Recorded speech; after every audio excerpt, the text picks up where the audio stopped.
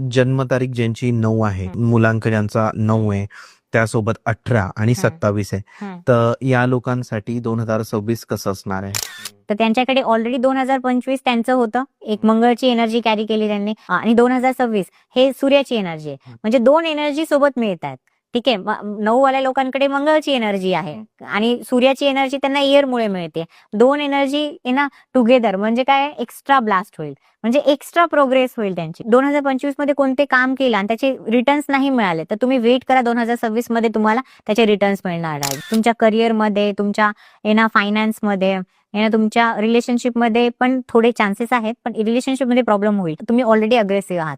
ठीक आहे. त्यात इगो क्लॅशेस जास्त होतील. मी तुम्हाला एक ऍडवाइस करते, तुमचा मुलांक 9 असेल आणि तुमच्या पार्टनरचा 1 असेल, नाहीतर वाईस वर्सा असेल, नाहीतर जर तुमचा जरी असेल भाग्यांक मुलांक, तर तुम्ही ना कोणत्या तरी असं आहे ना स्पोर्ट्समध्ये पार्टिसिपेट करा.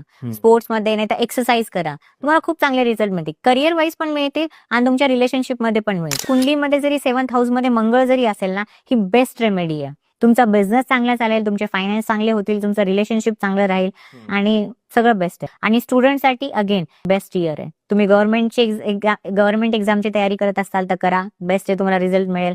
फॉरेनला सेटलमेंटची तयारी करत आहात, नाही तर फॉरेनला ना कॉलेजमध्ये ऍडमिशन घ्यायचं आहे, नाही तर कोणत्या तरी कॉम्पिटेटिव्ह एक्झाम मध्ये बघत आहात, तर तुम्हाला सक्सेस मिळण्याचे चान्सेस आहेत. तुम्ही फक्त एफर्ट करा, तुम्हाला रिझल्ट मिळतील.